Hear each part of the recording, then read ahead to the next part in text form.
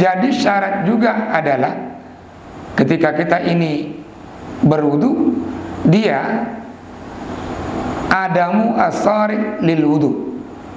Makna adamu as-sari' lil wudu, dia ada berniat untuk berwudu. Walaupun nanti para ulama berikhtilaf. Dalam mazhab Syafi'i, dia mesti yang namanya niat berdekatan dengan amalannya. Kalau mau berwudu, maka dalam mazhab Syafi'i itu niatnya adalah ketika membasuh muka pertama. Ini dalam mazhab Syafi'i. Namun dalam dua mazhab yang lain, Maliki dan Hambali, ketika orang membasuh tangannya mau berwudu, dia baca doanya minimalnya bismillah, maka dia sudah boleh ambil niat. Dalam mazhab Hanafi malahan, orang mau berwudu, dia masuk WC, toilet untuk istinja tadi, baru berwudu. Dalam mazhab Hanafi sudah boleh, itu dianggap niat. Nah, kita ambillah yang di Aceh kita ini yang banyak dia bermazhab Syafi'i, maka niatnya itu diambil nanti dia ketika kita membasuh muka pertama. Pas arah muka, setelah niatnya. Maka sering dalam berbagai kitab Asy-Syafi'i itu, baik Al-Bajuri, baik Fathul Mu'in, maupun kitab ini dasar-dasar fikih Syafi'i, Al-Mu'tamad fikih Syafi'i, itu menjelaskan bahwa an-niyah qasdul amal. Niat itu adalah kesengajaan untuk berbuat, muqtarinan bil fi'li, berdekatan dengan ibadah yang akan diamalkan. Makanya tidak ambil niatnya, ini syarat. Ya, termasuk rukun juga adalah itu niat. Niat itu rukun dalam mazhab Syafi'i. Nah, bunyi ayat tadi, setelah kita ini berniat, oh ya, apa yang kita baca dalam niat itu? Seandainya Nabi mengajarkan lafaz niatnya, maka kita nggak punya pilihan ini, nggak punya pilihan untuk melafazkan yang lain. Contoh, Nabi mencontohkan bacaan-bacaan dalam sholat. Artinya kita nggak boleh membaca bacaan lain selain yang Nabi ajarkan. Nah, kita bersyukur Nabi tidak mengajarkan lafaz niat. Artinya apa keuntungannya? Ketika ada hanjit bahasa Arab, maka ada peluang kita berniat membahasa adro, itu sah.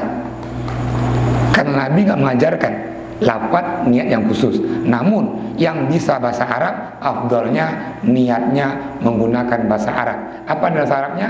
Nawaitul wudu'a, luntuan berniat untuk wudu. Liraf'il hadasil asgar, untuk menghilangkan hadas kecil. Istibahatan di sholati, untuk sholat lillahi ta'ala. Ini kalau lafaz Arabnya. Nyala Ustaz, kamu hanan je Arab, kiban cara.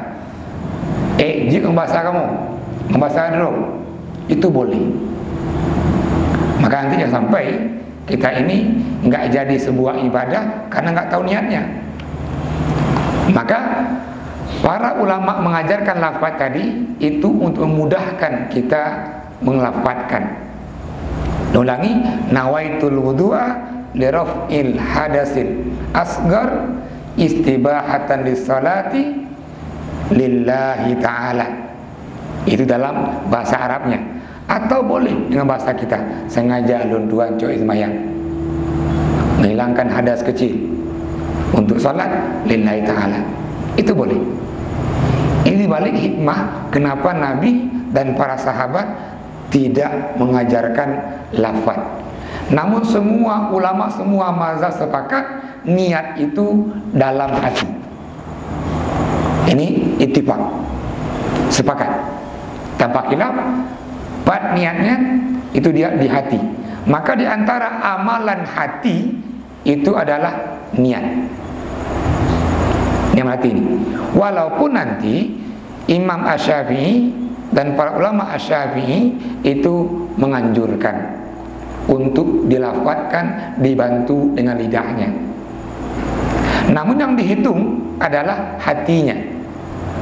Ini misal, dalam berniat, apakah nanti niat ini Ustaz perlu kita rincikan?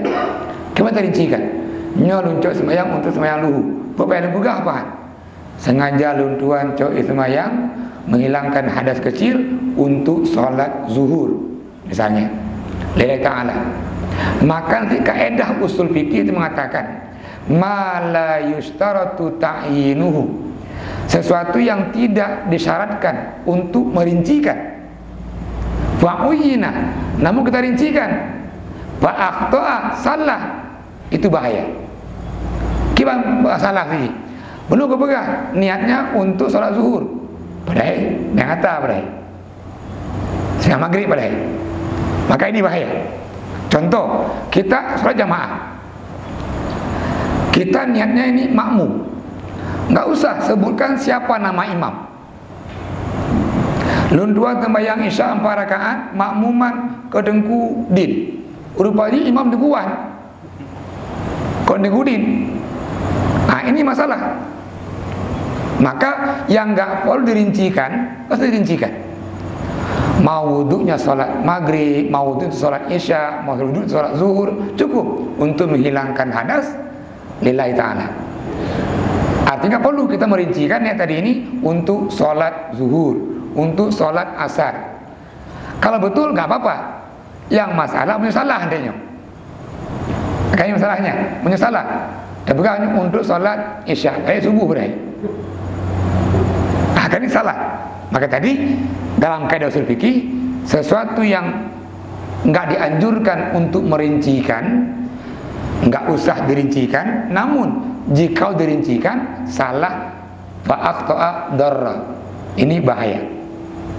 Bahaya bisa batalkan dia amalan yang dikerjakan tadi. Maka rukun yang pertama tadi dalam kita wudu itu adalah ini niat.